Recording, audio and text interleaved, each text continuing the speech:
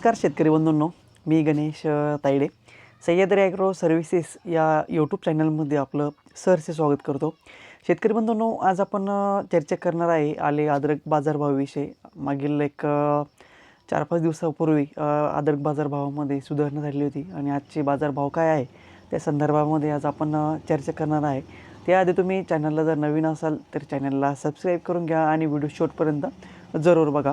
शेतकरी बंधूंनो, सध्याच्या कंडिशनला बाजारामध्ये आवक जास्त प्रमाणामध्ये येत असल्यामुळे आल्याचे जे बाजारभाव आहे त्यामध्ये जे आहे का चढ उतार चालूच आहे. आणि आजचे जे बाजारभाव आहे तर ते आहे एक साधारणपणे 2500 रुपये प्रति क्विंटल ते 3300 रुपये प्रति क्विंटल प्रमाणे जे आहे का सौदे झालेली आहे. आज तारीख आहे 19 नोव्हेंबर 2025 आणि आजचे आल्याचे बाजारभाव होते.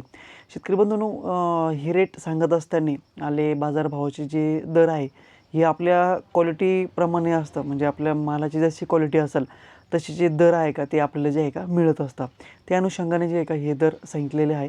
त्याचबरोबर ज्या शेतकऱ्यांचा समजा माल डागी झालेला आहे किंवा मग सड लागलेली होती समजा त्या मालामध्ये, तर तो माल एक साधारणपणे 500 रुपये प्रति क्विंटल ते 700 रुपये प्रति क्विंटल प्रमाणे जे आहे का एक सौदे झालेली आहे समजा. पण शेतकरी बंधूंनो, सांगणं हेच आहे की आपण पण बाजारचा किंवा मार्केटचा आवकचा अभ्यास करून आपण जे आहे का आपला माल देणं गरजेचं आहे.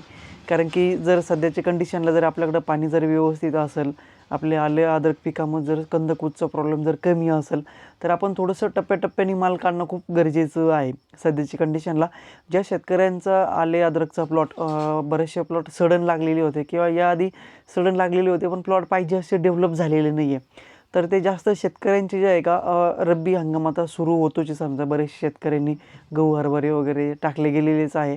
तर ज्या शेतकऱ्यांचा प्लॉट जास्त खराब झालेला होता असे बरेचसे शेतकरी जे आहे का प्लॉट काढण्याचा जे आहे का प्रयत्न करत आहे. म्हणजे की जास्त प्लॉट सडन लागलेला होता आणि प्लॉट डेव्हलप झाले नाही असे बरेचसे शेतकरी जे आहे का प्लॉट काढत आहे.